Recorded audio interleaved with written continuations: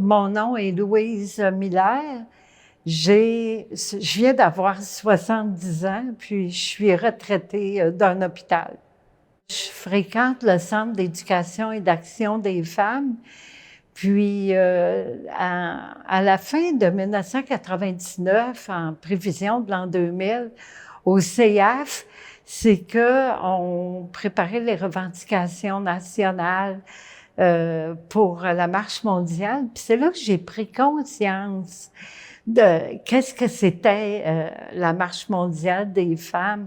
Puis là, je me suis impliquée à plein de rencontres.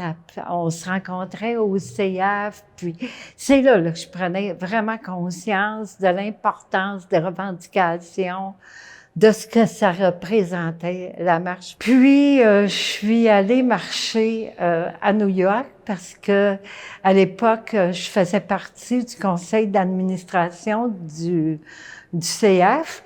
Puis, cette journée-là, le 17 octobre 2000, ça va rester dans ma mémoire tout le temps parce que c'était vraiment là, comme nous, on fermait la marche, en fait. C'est que on était en bordure des trottoirs, nous.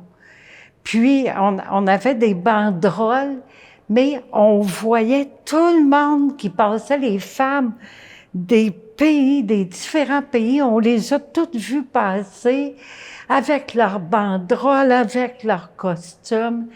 Puis c'est nous qui fermions la marche à la fin. Oh, c'était là, spécial, là, puis il faisait beau cette journée-là. Mais ça va rester dans ma mémoire. Il y avait des représentants de 161 pays qui s'étaient réunis à New York. Puis, ce qui est dans ma mémoire, dans mes souvenirs, c'est qu'on avait rempli avant, là, en préparation de cette marche-là, des cartes postales. Puis les femmes des différents pays avaient fait la même chose. Puis ces boîtes-là sont arrivées à New York. Puis les femmes passaient ça de main en main. Ils ont fait une chaîne humaine. Puis ces boîtes-là, ils ont atterri à l'ONU, les boîtes de revendication des femmes de ces différents pays-là à travers le monde. Puis aussi, au CF, on avait le journal L'Expressive. Puis, à l'an 2000, on a produit un journal expressif spécial, international, avec des femmes du Niger et du Paraguay pour justement parler des violences faites aux femmes, violences physiques, violences sexuelles, etc. Puis, le journal Expressive avait été traduit en espagnol, en anglais, puis il était en français aussi. Puis, on avait échangé avec ces femmes-là les réalités des femmes du Niger et du Paraguay.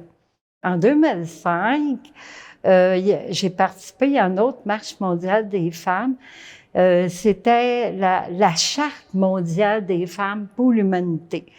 Ça, je garde aussi un magnifique souvenir de ça, parce que cette charte-là, c'était très grand, c'était un grand tissu de couleur beige, là. Puis cette charte-là, elle a voyagé à travers le monde, à travers les pays participants, mais les femmes de ces pays-là, il y avait écrit des choses là, sur la charte.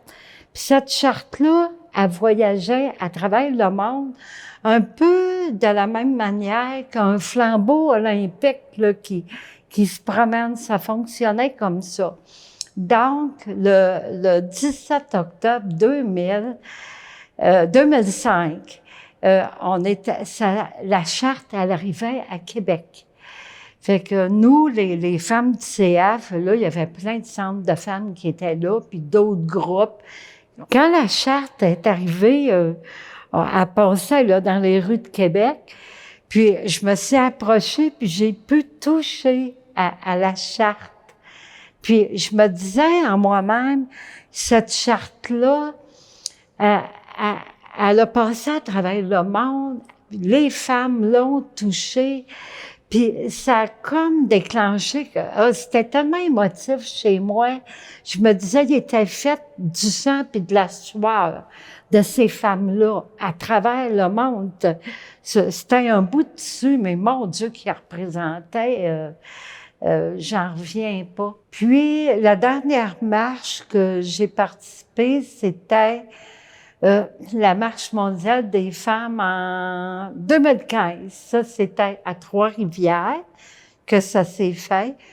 Puis, celle qui était à l'honneur, c'était les femmes autochtones. Quand il y a eu un discours, à un moment donné, on a tout fait comme... il y a eu une sonnerie, ça a été le moment, on s'est tous couchés par terre pour justement dénoncer les féminicides, les violences. Puis c'était surtout le discours des femmes autochtones, parce que là, il y avait tambour, c'était beau, là, c'était vraiment touchant. Puis j'ai beaucoup aimé cette marche-là aussi.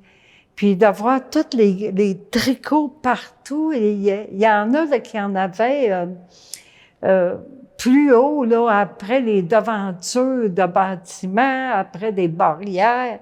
Il y en avait partout des tricots comme ça. Il y a eu des acquis, c'est sûr. Les impacts, je ne sais pas. Faut rester toujours vigilante, faut rester à l'affût. Il y a eu des gains, mais les gains, ça demeure quand même fragile. Puis, il faut être très, très vigilante pour pas perdre les acquis qu'on a, pour pas avoir de vivre de recul. C'est ça.